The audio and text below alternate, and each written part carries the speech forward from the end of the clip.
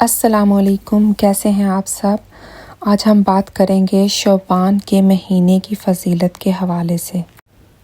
اللہ کا لاکھ لاکھ شکر ہے جس نے ہمیں اسلام کی نعمت سے نوازا اور زندگی گزارنے کے بہترین طریقے ہمیں سکھائے۔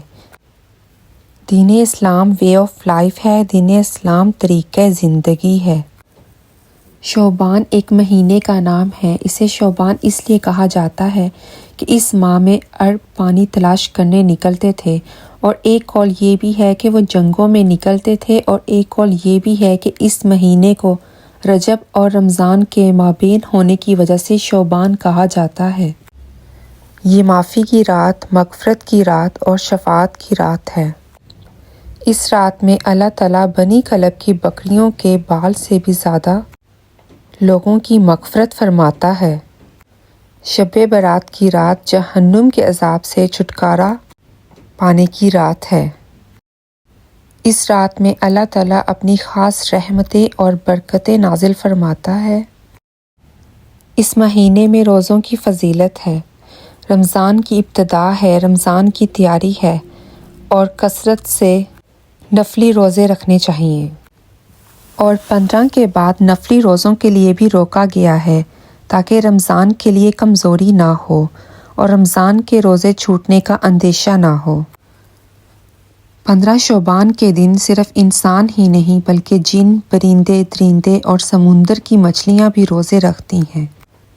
شب برات جو ہے ہمارے ہاں عام طور پر باقاعدہ جشن کی شکل میں منائی جاتی ہے، حالانکہ ہمارے ہاں جشن کے دن صرف 2 ہیں، عید الفطر اور عید الاضحیٰ۔ حضرت اسامہ بن زید رضی اللہ تعالیٰ عنہ سے مروی ہے کہ رسول اللہ صلی اللہ علیہ وسلم سے عرض کیا کہ یا رسول اللہ، میں آپ کو سب مہینوں سے زیادہ شعبان میں روزے رکھتا دیکھتا ہوں، اس کی کیا وجہ ہے؟ آپ صلی اللہ علیہ وسلم نے فرمایا، رجب اور رمضان کے درمیان یہ وہ مہینہ ہے جس سے لوگ غافل رہتے ہیں۔ یہ وہ مہینہ ہے جس میں بندوں کے اعمال رب العالمین کے حضور پیش کیے جاتے ہیں، سو مجھے پسند ہے کہ میرا عمل حالت روزے میں بارگاہ عزتی میں پیش کیا جائے۔ حضور پر نور شافع یوم نشور علیہ السلام نے ارشاد فرمایا، جو کوئی شعبان کی 15ویں تاریخ کو روزہ رکھے گا اسے جہنم کی آگ نہ چھوئے گی۔ نیز ارشاد فرمایا، اور اس کے رزق میں کشادگی عطا فرماتا ہے۔ جس شخص نے شعبان میں ایک دن روزہ رکھا اس کو میری شفاعت حاصل ہوگی۔ ایک اور حدیث شریف میں ہے، جو شخص ماہ شعبان کے 3 روزے رکھتا ہے اور پھر مجھ پر درود و سلام پڑھتا ہے تو اللہ تعالیٰ اس کے سابقہ تمام گناہ معاف فرما دیتا ہے۔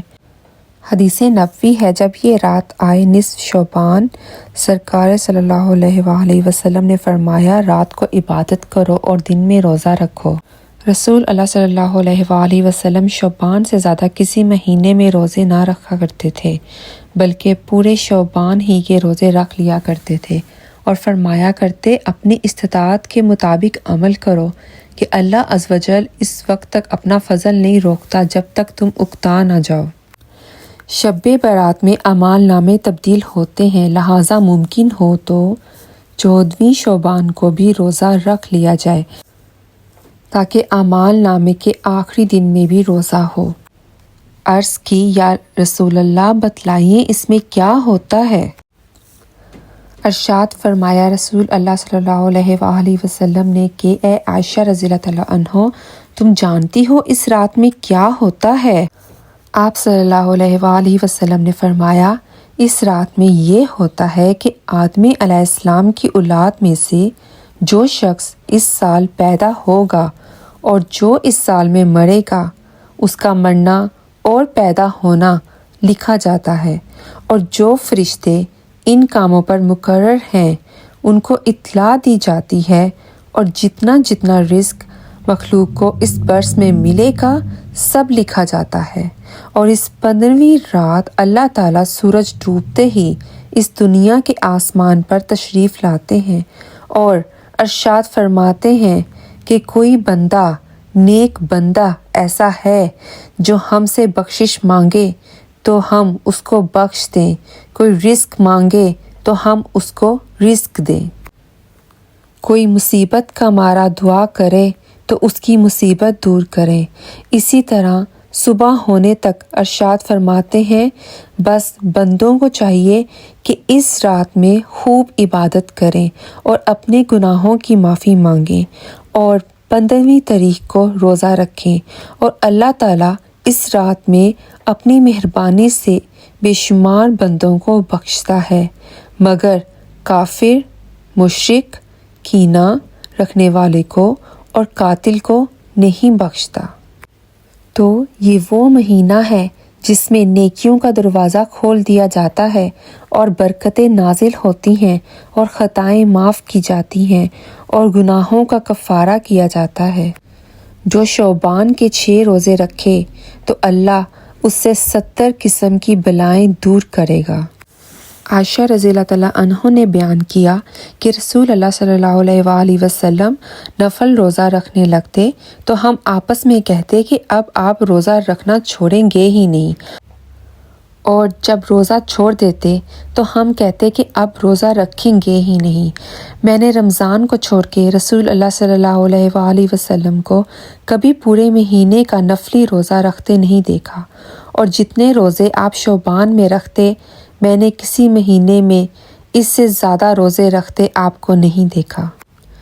تو میرے پیارے بہنوں اور بھائیوں، شب برات بے حد اہم رات ہے، کسی صورت سے بھی اسے غفلت میں نہ گزارا جائے۔